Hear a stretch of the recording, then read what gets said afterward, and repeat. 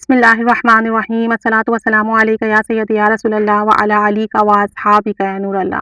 درود پاک کے ذکر سے، درود پاک کی برکت سے بریسٹ کینسر کا علاج ہو گیا۔ یہ ایک پرانی بات ہے۔ کہتے ہیں کہ میرے ایک ڈاکٹر آفتاب اقبال سینئر میڈیکل آفیسر ہیں، جو اس وقت جنرل ہسپتال ایمرجنسی انچارج ہیں۔ اس وقت شیخو پورہ ہسپتال میں ایمرجنسی میں انچارج تھے۔ اس وقت کی بات ہے، یہ اس وقت انچارج تھے۔ اب ان کی زبانی سنیے۔ کہتے ہیں کہ ایک دن میں اپنی ٹیبل پر بیٹھا تھا کہ ایک نوجوان لڑکی آئی اور آ کر میرے سامنے بیٹھتے ہی رونے لگی، زاروں قطار رونے لگی۔ جب میں نے اس سے پوچھا تو اس نے بتایا کہ اس کو بریسٹ کینسر ہے اور ڈاکٹروں نے اس کا علاج کر اس کا ایک بریسٹ کاٹ دیا ہے۔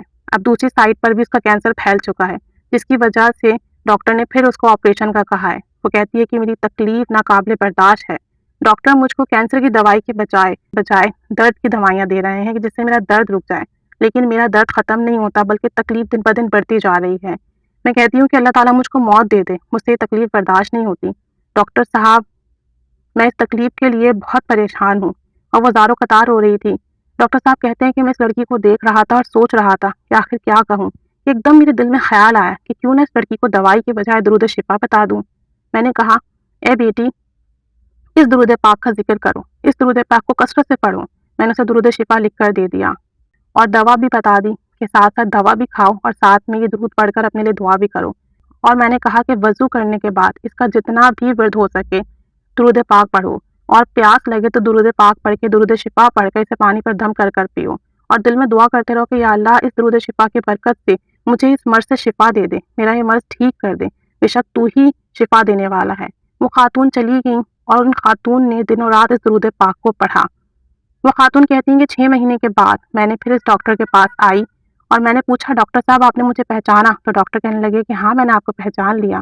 پھر اس بیٹی نے کہا، اس بچی نے بتایا کہ آپ نے جو درود پاک پڑھنے کے لیے کہا تھا، کچھ دنوں بعد میری تکلیف میں کمی آنا شروع ہوئی۔ میں نے اس وقت سے درود پاک پڑھنا شروع کر دیا، باوضو ہو کر۔ جب بھی وضو کرتی درود پاک کا ورد شروع کر دیتی اور پانی پر دم کر کر درود پاک پڑھتے اور اپنے لیے دعا کرتی۔ کہتی ہے کہ کچھ دنوں کے بعد مجھے سکون آنا شروع ہو گیا۔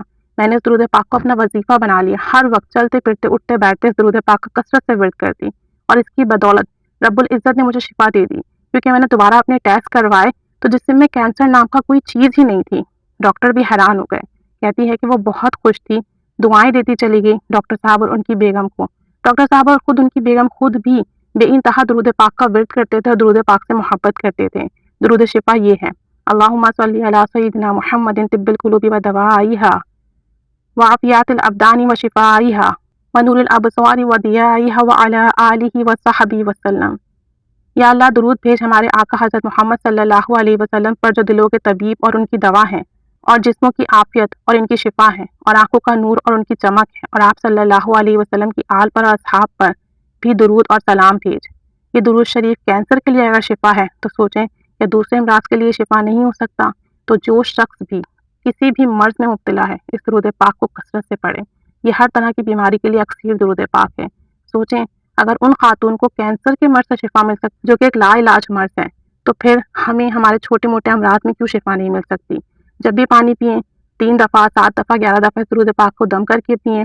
ویسے بھی چلتے پھرتے اٹھتے بیٹھتے کثرت کریں درود پاک کی۔ اگر کسی مرض میں مبتلا ہے، نہیں ہے تو روزانہ ایک تسبیح پڑھ لیا کریں، اس نیت سے کہ اللہ تعالیٰ مجھے تمام امراض سے، چاہے وہ ذہنی ہو، قلبی ہو، روحانی ہو، جسمانی ہو، گناہوں کی ہو، نفسانی ہو، شیطانی ہو، ہر طرح کے امراض سے محفوظ رکھے۔ اللہ تعالیٰ سب پر نگاہ کرم فرمائے، سب کو شفائے کاملہ عاجلہ عافیہ عطا فرمائے، سب پر رحمت کی نگاہ فرمائے، سب کی تمام جائز دعائیں مراد حاجات پوری فرمائے، سب کو بیماری سے شفا عطا فرمائے۔ آمین بجاہ نبی آمین، صلی اللہ علی محمد صلی اللہ علیہ وآلہ وسلم۔